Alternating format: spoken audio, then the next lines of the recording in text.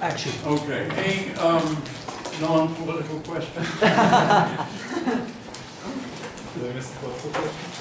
Yes. Okay, we were talking about complex variables, and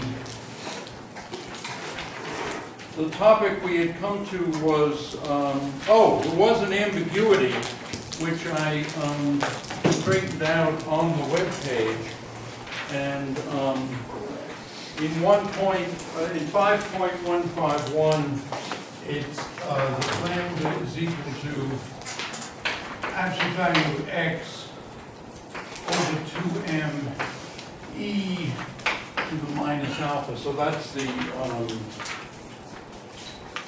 that's how I should have written that. 5.2. So let's go on to 150. yes.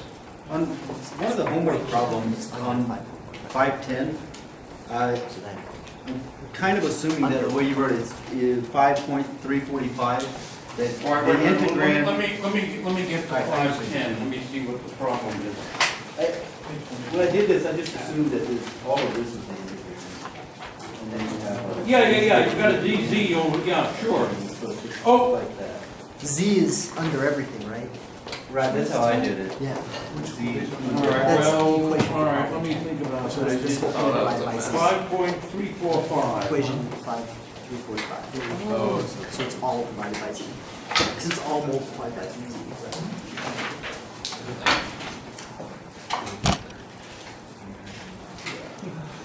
That's how I did it. that's how I did it. It's not that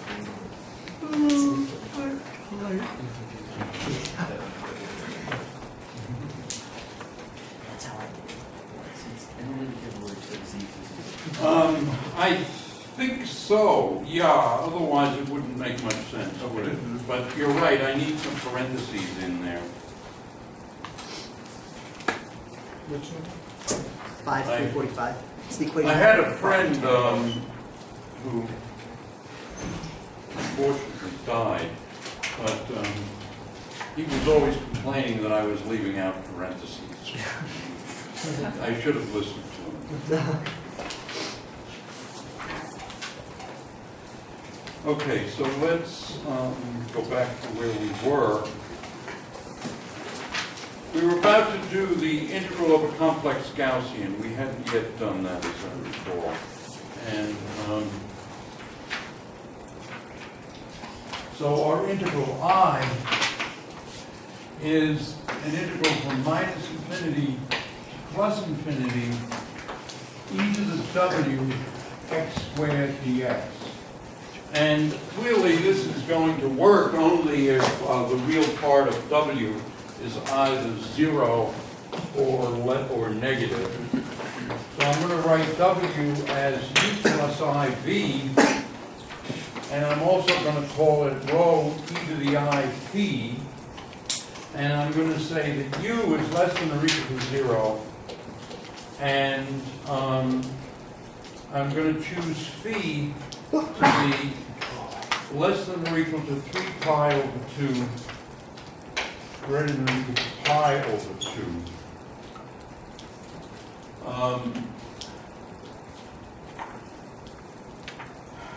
Okay, so in other words, phi is well, this is just a restatement of the statement that u is, that the real part of u is not positive.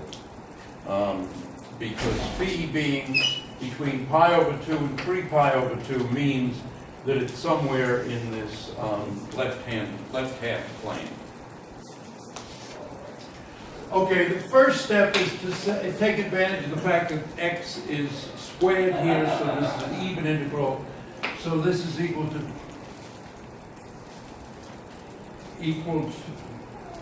to twice the integral from 0 to infinity e to the w x squared dx.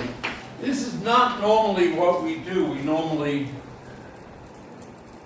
do something quite different. We normally turn this into that.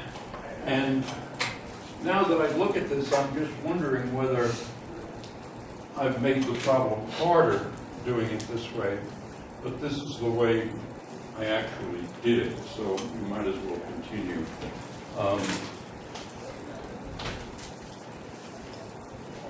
So, of course, we promote x to a complex variable, z, and we set that equal to r e to the I theta.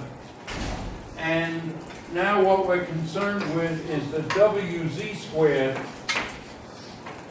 We're wondering, when is wz squared negative? So this is less than 0. If we write this in polar form, this is rho r e to the I phi plus 2 theta. And this will actually be negative if phi plus 2 theta is equal to pi. And so since phi is fixed, lying somewhere in that region, theta is pi minus phi over 2, and since we already have phi between, or phi between pi over 2 and 3 pi over 2, it follows that theta is less than or equal to pi over 4 and greater than or equal to minus pi over 4. So just by some complex arithmetic, we see that that this is what we've got to deal with, and this is a pi-shaped region. So we started out with this integral. We're now thinking about this integral here, and what I'm going to be doing is adding a ghost contour here. So this point is z equal to big R e to the I theta, and this particular, well, here I'm saying that x is going to be a complex is going to turn into a complex variable z, but I'm particularly interested in a particular value of theta, and the value of theta is such that we can add a ghost contour and integrate down here, and on this line we want wz squared to be negative so that we get a convergent integral. Okay. And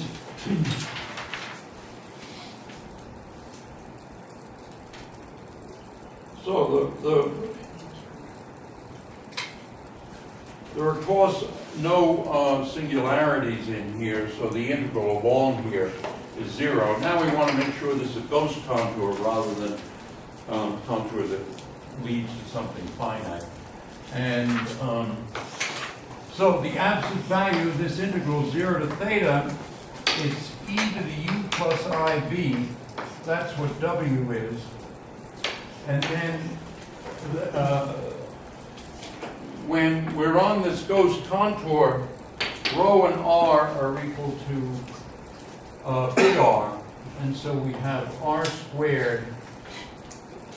Actually, it's actually that z here is equal to r e to the I theta prime on this. So this angle here is theta prime, and this distance here, of course, is big R.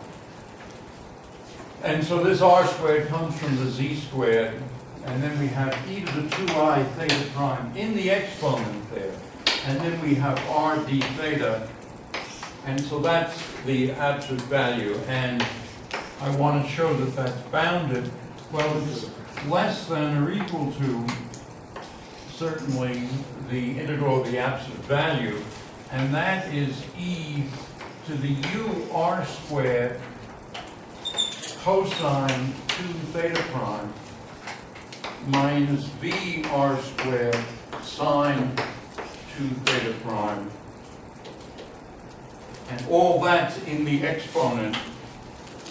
And then what we have is r d theta prime.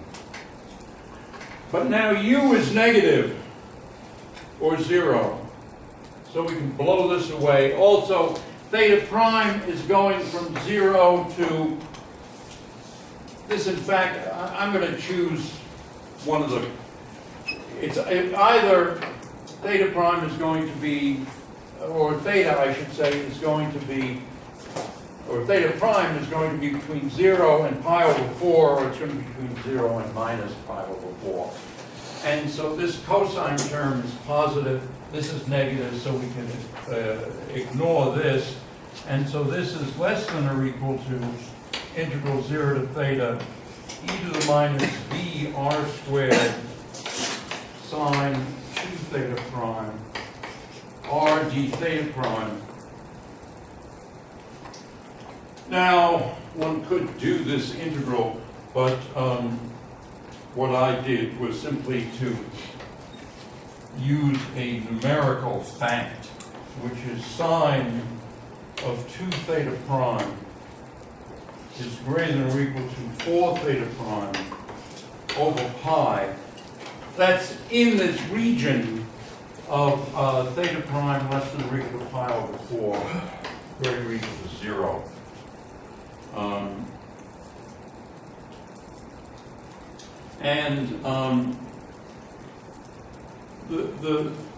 The choice here is what about v, the imaginary part of w? Well, this plays clearly no role in this integral, as long as it's not 0. And consequently, whether we have v positive or negative doesn't matter. I'm going to choose it to be positive, and then I have that I want sine, I want theta prime to be positive. That's why I have this wedge and this angle. So this is the case v greater than 0. Okay, using this fact, we then get that this is less than or equal to integral 0 to theta e to the minus 4v r squared theta prime over pi r d theta prime, and that integral I can do pi over 4vr, and then that's just e to the minus 4vr squared theta prime over pi, which is some positive number with a minus sign here, minus 1. So as r goes to infinity, big R goes to infinity, this goes to 0 very fast, but also the minus 1 term is divided by big R, so that goes to 0. So it is a ghost contour. So as we take big R to infinity, this thing becomes a ghost contour. Any questions?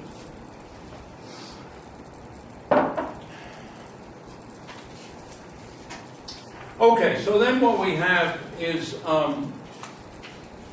that this integral from here up to here and down is 0. And the integral we started, this integral from 0 to infinity, this is half I. So our equation is I over 2 plus the integral from r e to the I theta, where theta is a fixed number between 0 and pi over 4, down to 0. That's a 0. It looks like a theta. It's really a 0. E to the w z squared z equals 0. But now we set phi equal to pi minus, we set theta equal to pi minus phi over 2, so as to make wz squared strictly negative. And consequently, what we have then is that I, from this equation, I is equal to 2 times the integral 0 to r e to the I theta, e to the wz squared to z, and that in turn is 2. So z is big R e to the I theta dz is I. No, it's what is dz? dz is e to the I theta dr. And WZ squared is equal to minus rho r. So this is 2 integral 0 to r e to the I theta e to the minus rho r squared dr. And this, of course, is our standard Gaussian integral. And so this is, in fact, I left out the thetas.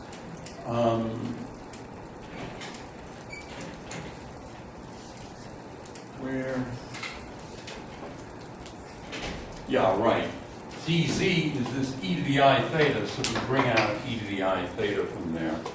And so the integral then is e to the I theta square root of pi over rho. And we can now take the theta and bring it into the denominator, so that's 1 over e to the minus I theta square root of pi over rho. And then if we bring it inside the square root, that's square root of pi over rho, well, rho times e to the minus 2I theta times rho. So that's the answer, but now let's figure out what e to the minus 2I theta rho is. You see,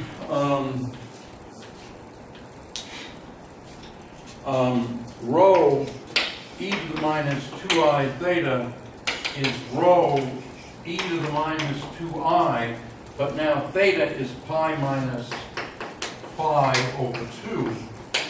And so this is equal to rho e to the minus I phi plus I phi. And so that's minus rho e to the I phi, and that's equal to minus W. So this whole thing then, this integral, is equal to square root of pi over minus W. So in other words, since this is actually a very important integral, Gaussian integrals are really important, and that's because we can do them. And in fact, they occur in path integrals with a real vengeance. And when the path integral doesn't involve Gaussians, then we're in trouble typically, because we don't have our Gaussian crutch, and things get much, much harder. Anyway, the result then is minus infinity to plus infinity e to the w x squared dx. The final answer is square root of pi over minus w. And here what we're saying is the real part of w should be less than or equal to 0. Okay. Do you want it to be less than or equal to 0, or just strictly less than 0?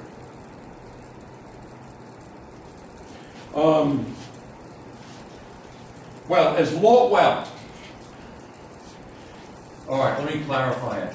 Real part of less than or equal to 0 and w not equal to 0. So we don't want w to be 0. Because obviously if w would be 0, this would be the integral of 1. And that would obviously be divergent.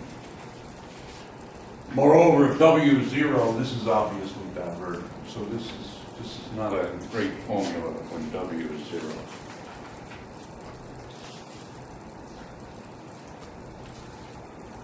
Okay, now let's notice something. If we shift x by a complex number, b, then we have e to the w, let us say x minus b squared dx, minus infinity to plus infinity.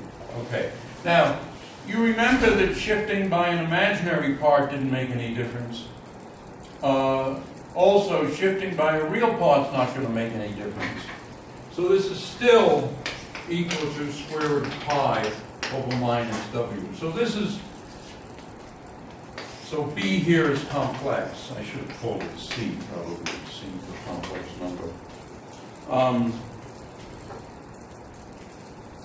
Now, what about the case where the real part of W actually is 0, and then W is just equal to IA, not equal to 0. And we can keep B, we can say now B is real. Then what we have is the integral of e to the IA x minus b squared dx is equal to square root of I pi over a. That's just because I wrote minus w is minus IA, and then we can just pop the I up and get rid of the minus sign. So that's the rule for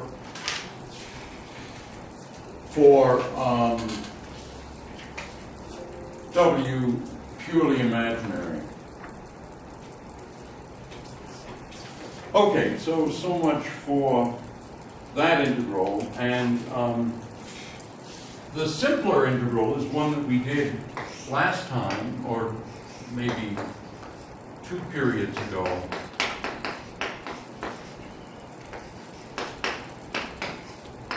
Now z is an arbitrary complex number. M is greater than 0, and this answer is square root of pi over that. So that's, these are integrals that people use a lot. They're very important integrals. The next topic, I think, is one that I thought was kind of interesting, but and those of you who are mathematically inclined may want to work through it and its example, but I think I'm gonna skip it. When Keith comes in the problem session, you can nail him on it, but I'm going to skip it because I think that it's more important that we just go forward and finish chapter 5, get into differential equations and so forth. There's a terrible tendency to overemphasize complex variable theory. It's important, but it's not everything. And so we need to get finished with it. Okay, now I'm going to get to this business of logs and cuts. And what we're dealing with here is something that's very simple, but it's not the kind of thing that we're used to thinking about very much.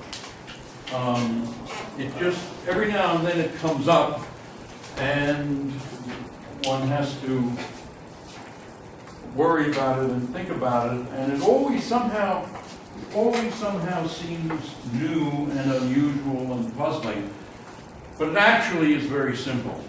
On the other hand, many of you are liable to be seeing it for the very first time, in which case I can imagine that it's not simply embarrassingly new and puzzling as it is for me, because I've dealt with this for 50 years, but you guys are seeing it, perhaps some of you, for the first time. So the first idea is that a function, of course, is a map from z to f of z, and so it takes every complex number, maps it into a specific complex number. Okay, but some functions are one-to-one. So a one-to-one function takes z and maps it into f of z, but for each image, there's only one z that it maps into this. And in that case, if you've got f of z, in principle you know which z it came from. And so you can go in both directions. So this is a one-to-one function. There's only one z that gets mapped into f of z, and so forth. And many functions are like this. Z itself is obviously one-to-one. On the other hand, it's easy to get ones that aren't one-to-one. Z squared is not one-to-one because z and minus z get mapped into the same thing. So z squared is, as I said, not 1 to 1. Maybe I should write that 1 to 1 like that. Anyway, because z squared is the same thing as minus z squared. All right, well, when the function is one-to-one, you can define an inverse function, f of z, f inverse of z, and f inverse of z is well defined as being z. Okay. Now, there is, the sad fact is that that one of the most important functions in mathematics is not one-to-one, namely the exponential function. Now, it is one-to-one if you're talking about real functions, real numbers. So if you're talking about things that are real, then e to the x is one-to-one for x real. But e to the z is not one-to-one because e to the z is the same thing as e to the z plus 2 pi I, or e to the z plus 2 pi n I, where n is an integer. Okay. So that's the origin of many of these ambiguities. It's that e to the z is a really important function. In fact, in some ways, it's our favorite function because we can differentiate it and integrate it without thinking too hard. But it sure as hell isn't one-to-one. Is anybody keeping track of the camera? Okay. So in particular, we have this ambiguity. In other words, e to the z maps z plus 2 pi I, z plus 2 pi ni, where n is any integer, into the same thing, e to the z. Is that a question? So I wasn't going to say this, but it's bugging me. Either I'm crazy or you meant f inverse of f of z equals z. Right. If f is one-to-one, then the inverse function. But shouldn't that be I don't f mean 1 inverse over of f. of z? I mean the inverse function. The inverse function of f applied to z. Oh yeah, I think you're right. The inverse function of f applied to Yes, f. very good, very good, very good. F inverse applied to f of z. Yes, thank you. You get a candy. In fact, you earned 2 candies for that. One of you. Yeah, but there's probably somebody next to you who will. Who will walk one.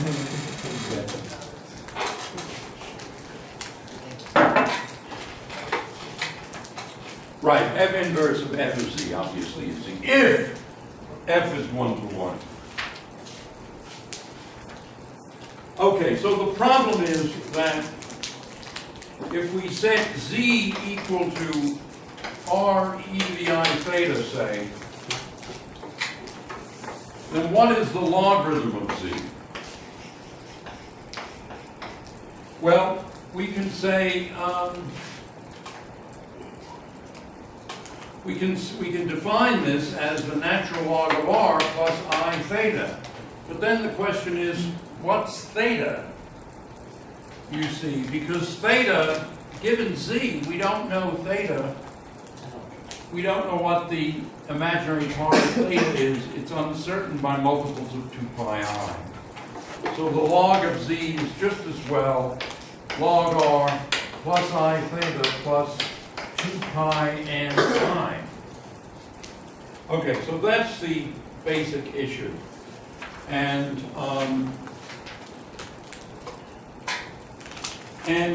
the reason why this is important.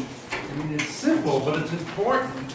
It's important because, not just because the exponential function and the logarithmic function are important functions, but also because all of our other favorite functions, the powers, in other words, z to some power a, this is e to the a log z. And so this is e to the a log r plus I theta plus 2 pi n I. So you see all of our favorite functions, the power, the log, the exponential, not the exponential is well defined, it is a function. But these other functions, these other things are, because they involve the log,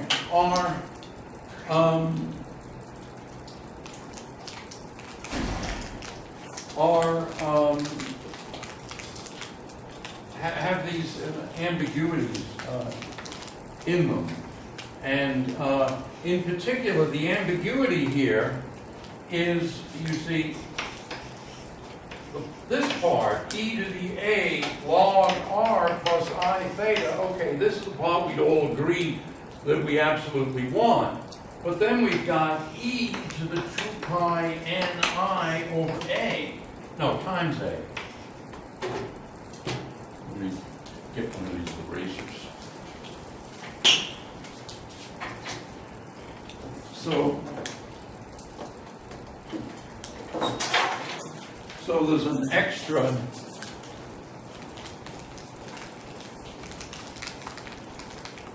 so there's an intrinsic ambiguity. In other words, this thing that these favorite functions, these power functions, e to the a, have an ambiguity, e to the a 2 pi ni. And as I said, it's a simple business, but it's still disturbing and puzzling. And so, of course, if you want to do a calculation that involves a square root, because a is 1/2, this is still playing a role.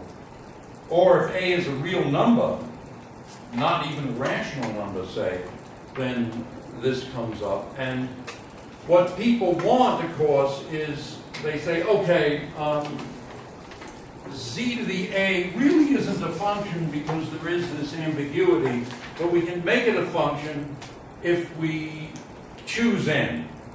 Okay, so we make a special convention for n. Now the important thing is that if you choose your convention, you hold your convention throughout the calculation. You don't change the convention in the middle of the calculation. It might become convenient to have one value of n at the start of the calculation and another value of n in the middle of the calculation. Don't give in. Hold on to whatever value of n you want, but and so you absolutely have to be consistent.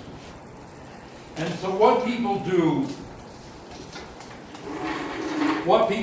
for this choice of n basically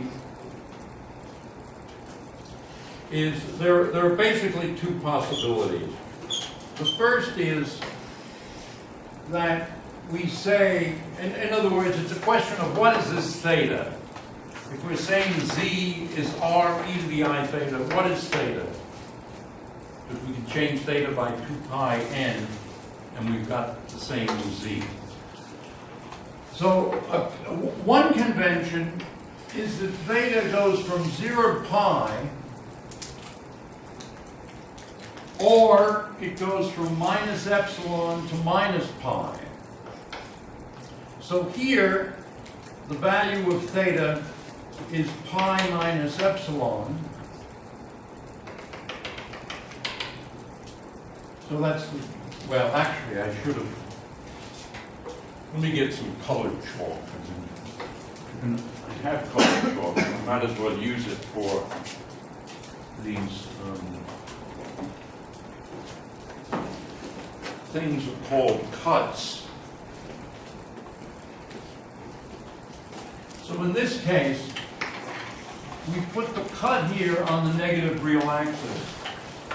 And so what we're saying is that theta is essentially, to it's whatever you think it would be here, but as you get to over to here, it's pi minus epsilon, and here, you see it's minus epsilon, here it's plus epsilon, here it's minus pi over 2, here it's pi over 2, and then when you get to here, it's minus pi plus epsilon. So it's a little less than minus pi, or a little more than minus pi. And so then your convention for what theta is changes by 2 pi when you cross the cut here. So that's one convention. That's the most popular convention. The second most popular convention. I'm sorry, I don't understand why you need the minus epsilon and the epsilon on the positive side of that Well, axis. I just meant that the point is here. Then theta is equal to minus epsilon. Okay, but Theta is continuous across here. yeah. So on the line, on the real axis, theta is 0. A little bit above, it's epsilon. A little bit below, it's minus epsilon.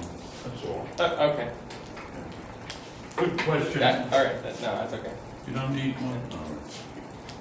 All right. Okay, the second most popular convention. So this is Carson. Over here we have Trump.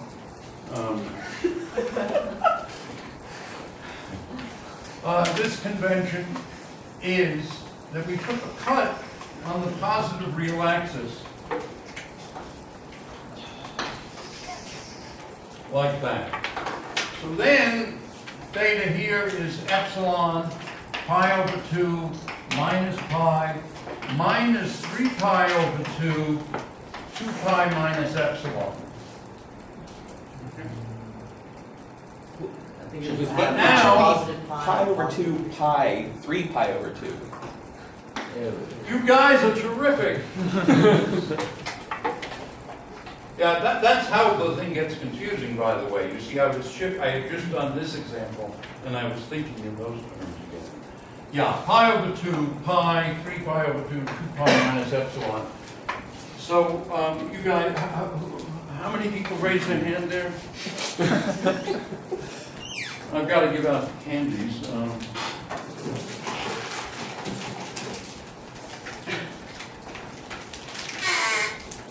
So you were one, right? It was somebody else.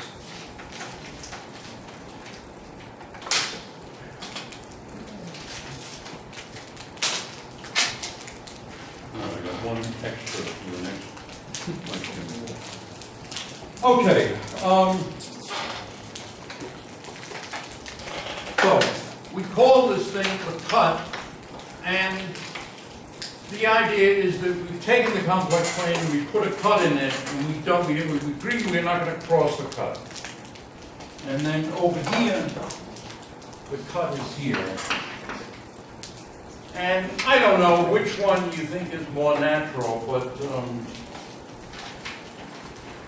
you could, of course, put the cut at any angle. You could have taken the cut to go off at some angle of, I don't know, 37 degrees or something. Okay. And then you'd have, I suppose you go up to 37, then you jump by 2 pi.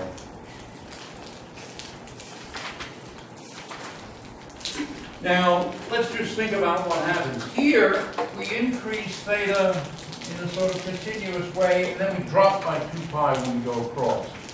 Over here, we increase theta, drop by 2 pi. On the other hand, if we go this way, we're going lower and lower and lower, and then we jump by 2 pi. So it depends on which way you cross the cut.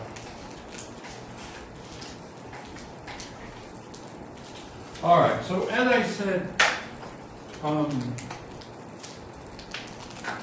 moment ago, the reason this is not just something odd is that this is e to the a log z, and so this is e to the a log, if z is r, e to the I theta plus I to pi n, this is r plus I theta plus I 2 pi n. So that's the ambiguity. In other words, z to the a is r to the a, e to the a, I a theta. That's the part we're sure about. And this is the part that depends on your convention, 2 pi n a. And of course, the famous example that we've always known about is that this is, the square root is, well, why don't I just use that formula. It's r to the 1/2 e to the I theta over 2, but then e to the I, a is a half, so this is n pi. And so this is equal to r to the 1/2 e to the I theta over 2 minus 1 to the n. And of course, there are only two choices that make a difference, n equals 1 or 2 or 0 or 1, whatever. One amusing example of this is what is I to the I? Or what is the most general expression for I to the I? Well, of course, it's e to the I natural log of I. But, well, I is sitting here like that, and so r is equal to 1, theta is equal to pi over 2, and except that theta could be pi over 2 plus 2 pi n and so forth. So this is actually e to the I, and then what we have is I pi over 2 plus I 2 pi n. And now you see these things that we normally think of as phases become real numbers. And this becomes e to the minus pi over 2 minus 2 pi n. And I'm told that some guy was applying for a job at, I don't know, Google or Microsoft or Apple or someplace, and one of the hotshots said, what's the most general expression for I to the I? Whether he got it right, I don't know, but that seems to me to be a little unfair as a question. I mean, it's, at least in an oral exam, a written exam, one should be able to do it, but I can imagine that might have been a frightening experience.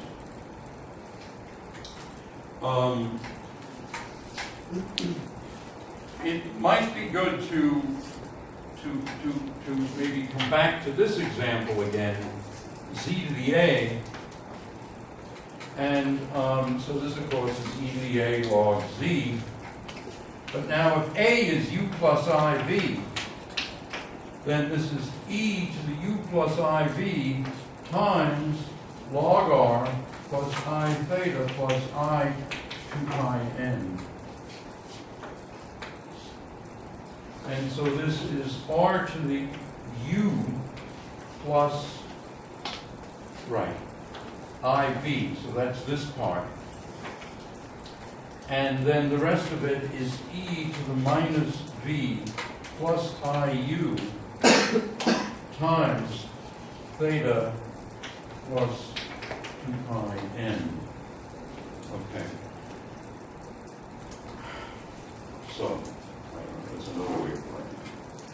And this thing changes by something like e to the 2 pi minus v plus iu each time we cross a cut, because n changes. Okay, now, boy, time is passing. Let's consider z to the 1 over m. And of course, there are n of these depending on what value of n we choose in our definition of the angle. And so this is e to the log r plus I theta plus 2 pi n over m. And so for each n, we have another, what one says is that each n defines a branch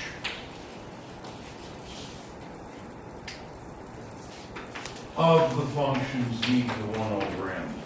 So that's the way of thinking of it. Equivalently, z to the 1 over m is multi-valued, and one can think of 0 as a branch point, and as you start out from here, if I put the cut on the positive real axis, then everything's fine, but then boom, we go on to a new function as we cross there. So maybe the thing to do is to say that we get this new function, and then here it changes, and we have yet another one like that. That was a point of view that Riemann introduced. Let me just mention, when you're doing numerical calculations, especially ones with a computer, you sometimes need to define the square root of a complex number. And there are, of course, depends on where you put the cut. If you put the cut on the negative real axis, so this is cut on minus infinity 0, negative real axis, then this is actually equal to, in other words, you can write your Fortran or C or whatever code as x squared plus y squared plus x over 2 plus I sine with a g of y square root of x squared plus y squared minus x over 2. And of course sine is, sine of y is y over absolute value of y. The Fortran is SGN of y. On the other hand, if you use the cut on positive real axis,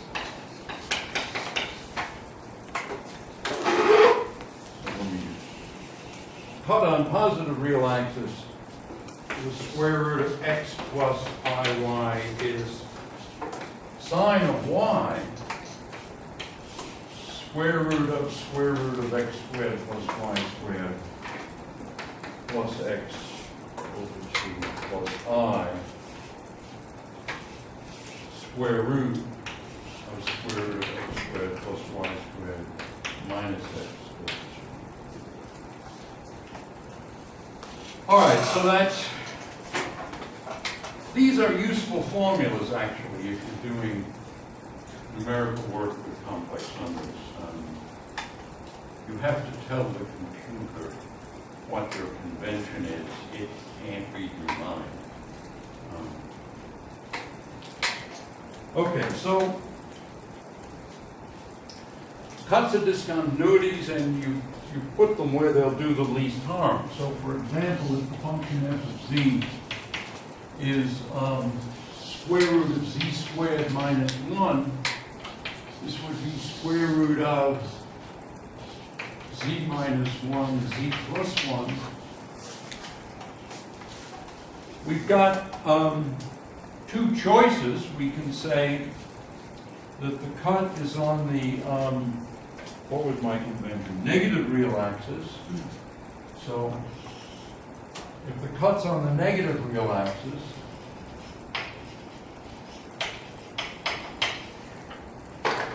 then what do we have? Then suppose z is 10, okay. Then this is 9, and that's 11, and we're on the positive real axis, no problem. Suppose z is minus 10, then we have minus 11 times minus 9, but that's a positive number, so we're still on the positive real axis, no problem. So the only place where the cut occurs is the cut in f goes from minus 1 to 1. But the same thing is true if we have the cut on the positive real axis, because then we have the cut on the positive real axis.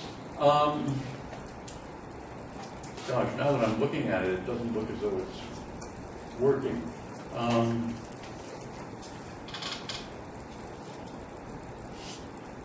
Maybe it's in the negative real axis of disease.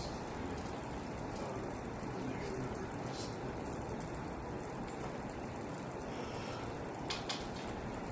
All right, so yeah, or let me try to figure it out for myself. So we have the cut on the positive real axis.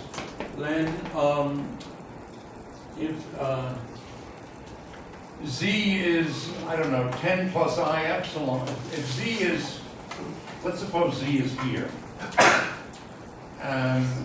Then we have z times z, essentially. So this big Z, okay, so we have Z out there. Then Z squared would be down here somewhere.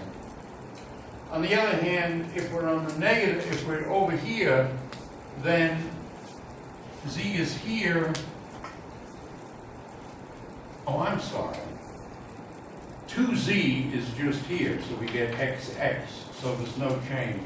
On the other hand, here, if we're down here, we have, if we're there, then we're there. And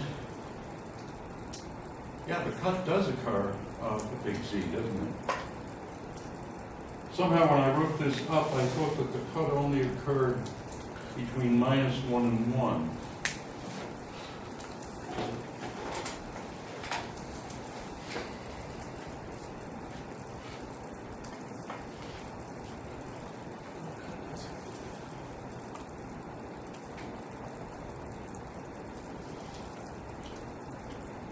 So let's just think again. If we have the cuts on the positive real axis,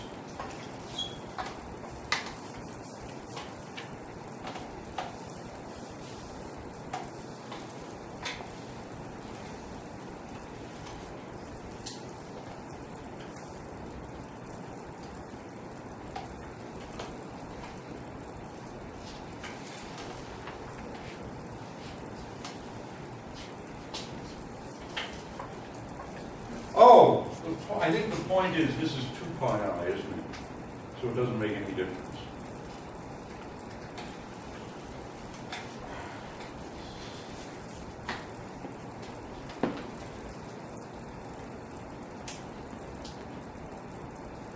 All right, so let me go by what I wrote, although it's, as I said, this can be confusing. I think that if we're talking about the function f, we still only have the cut between minus 1 and 1. But this stuff, as I said before, it's very simple, but it's going to be confusing. If we had a different function, f of z equal to square root of z squared plus 1, then we might want to write this as, well, of course it is, z minus I, z plus I. And we might want to have the cut go from minus I to plus I. And if we did, then if we chose the cut, well, what I should say is we chose the cut on the imaginary axis, either the positive or negative imaginary axis. The cut would be, in F, would be either from minus I to plus I, or would be from minus I to plus I, however we chose the convention, on the positive or negative imaginary axis. Okay, what is the time? We have time for, let's do another example. I'm looking for the piece of chalk with a sharp edge. Okay, so let's look at this integral. Minus 1 to 1, 1 over x minus k, square root 1 minus x squared dx. K is just anywhere in the complex plane, but not on, so K is not in the interval from minus 1 to 1. So it's somewhere else. It's 3 or it's 5i or whatever, but it's just not 0 or 1/2 or minus a half. So now we send x to be a complex variable, and I'm going to choose a funny way of writing this. So square root of 1 minus x squared is going to be square root of 1 minus z squared, because x becomes a complex. Although I did this in the book in 2 steps, so let us go to it. I'm pulling out a minus. I'm pulling out an I, but I can pull out a plus or a minus I. In other words, if I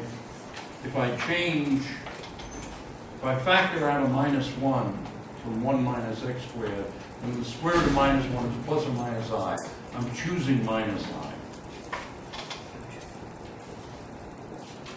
And then I'm going to say this is minus I times the square root of z minus 1 to z plus 1. And now we're going to put the cut once again on either the negative or positive real axis, because then the cut in the square root is only going to be between minus 1 and plus 1. And if you want, put it on the negative real axis, then it's a little bit easier to a lot easier to visualize. So now what we've got is this function f of z is 1 over z minus k times minus I times the square root of z minus 1 z plus 1. So that's our function. Now that thing is analytic everywhere except for the cut.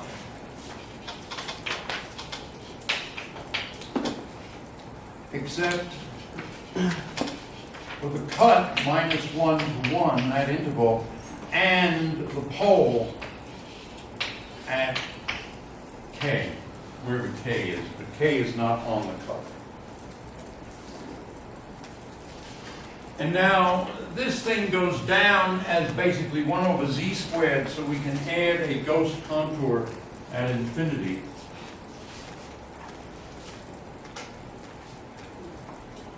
And so what we have is that the integral of f of z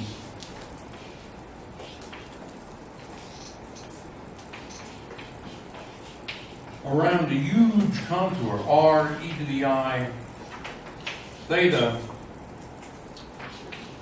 that it becomes a ghost contour as r goes to infinity. So that's our initial calculation. We're just getting just the integral on that contour is just simply 0. But now we shrink wrap the contour, and as we shrink it, it turns into 2 integrals, one around the pole and one around the cut.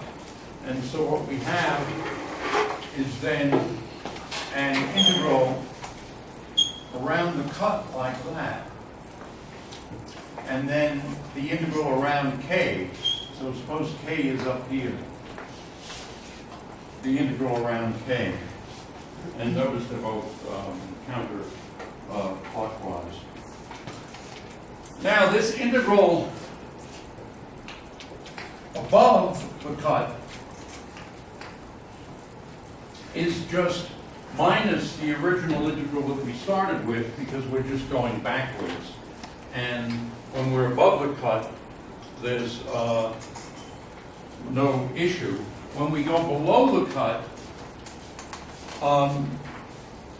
we're going the right way, but we get an extra factor of -1 because we cross the cut, and we get a factor of -1. And so our answer then is 0 is minus twice the original integral plus this integral, which is the residue, or it's just by Cauchy's integral theorem, it's 2 pi I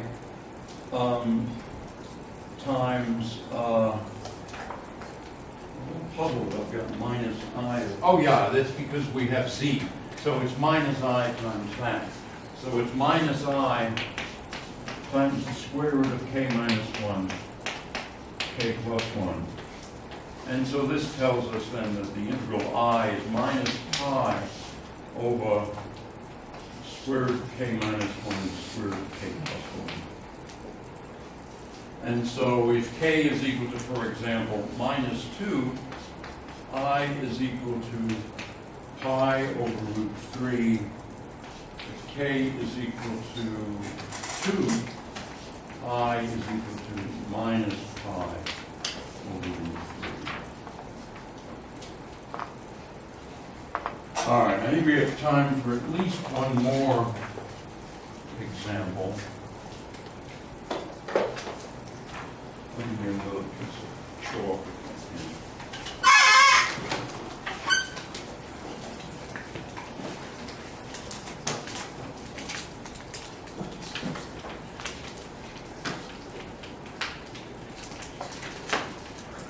All right, this is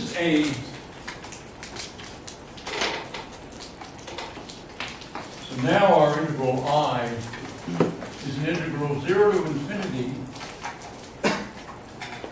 And of course, most often this is the way the thing starts. If you're doing an integral, you're usually integrating just over positive numbers.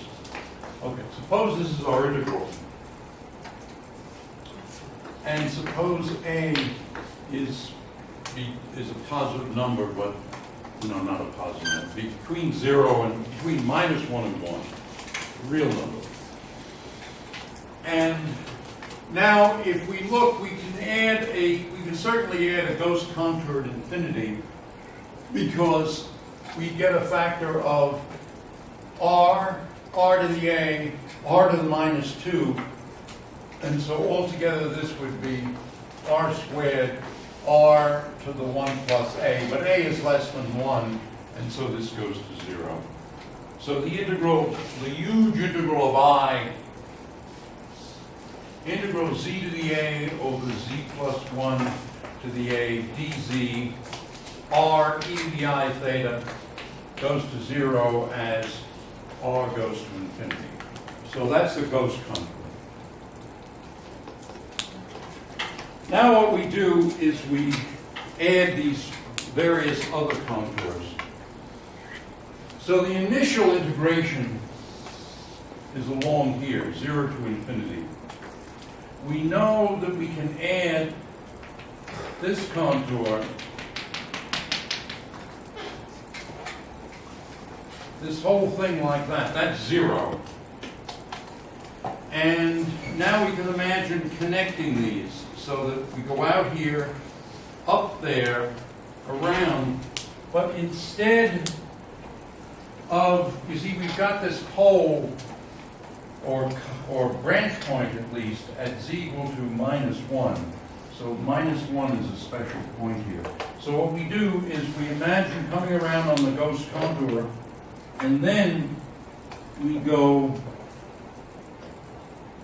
in this way, around, and then back out. And then we continue on the Gauss contour, and then when we get over here, we decide to go in this way. and in fact go around like that. So in other words, it's this way. Okay, so let's look at this huge contour. The huge contour is the original integral from 0 to infinity.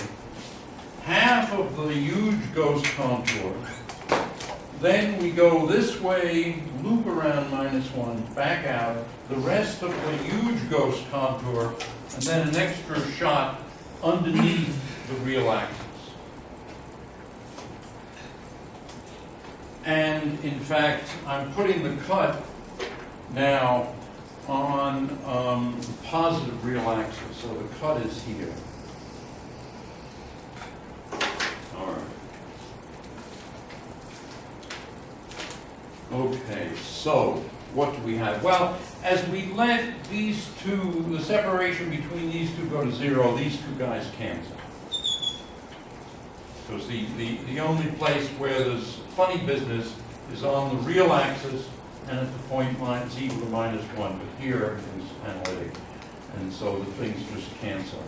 So then we simply have the integral around the point -1, and, oh, I wrote this as a, this is squared. So this is just z plus 1 squared. So this integral around here is very simple. That integral, I called this contour C minus, I called this one G plus, this one is I, this one is I minus, this one is G minus. Well, G plus G minus is 0. The integral around C minus is z to the a over z minus -1 squared.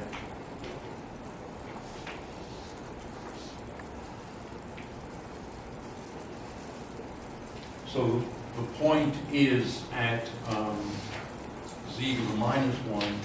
This thing, however, is clockwise, so there's an overall minus sign, and then Gaussian integral formula gives us 2 pi I dz to the a dz. Notice z to the a is perfectly analytic here. It's analytic everywhere except on this blue cup.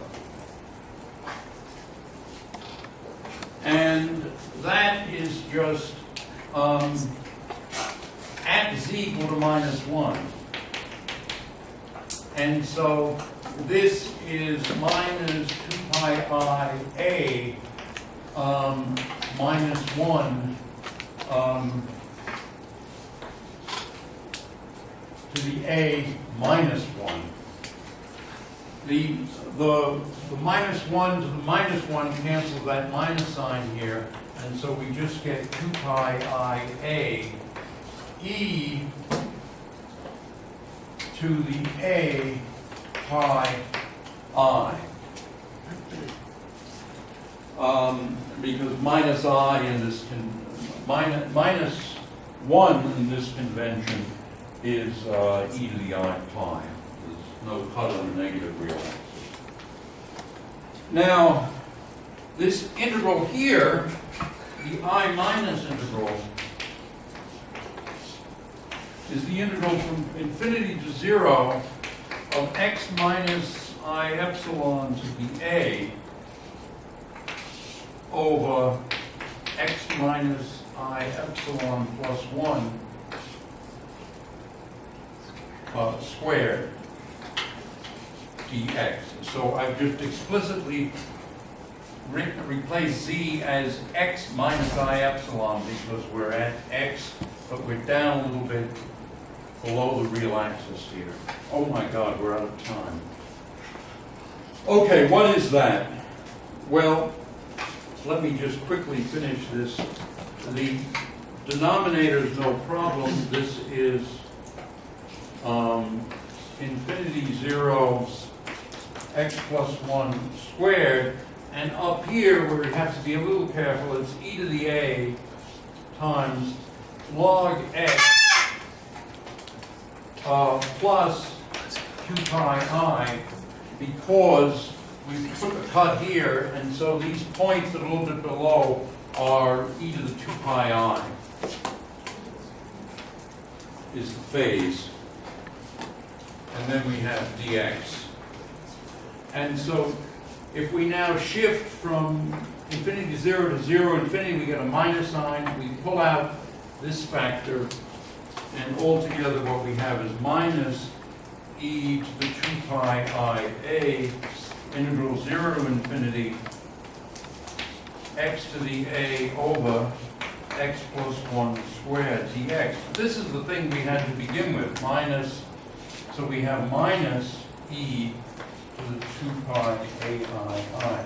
Now you might think, oh, we haven't gotten anything, but the point is that the sum of the ghost contour plus c minus plus I minus, this all, if one keeps it straight, let me see, I think I've lost it. This all adds up to 0, so we have 0 is equal to 1 minus e to the 2 pi I a times I, plus the pole contribution, 2 pi I a e to the I pi a. That's all 0. So in other words, the integral this way, that way, down, around, over, around, up to there, that's all 0. That's this equation. And now, just by algebra, we find that I is equal to pi a over sine pi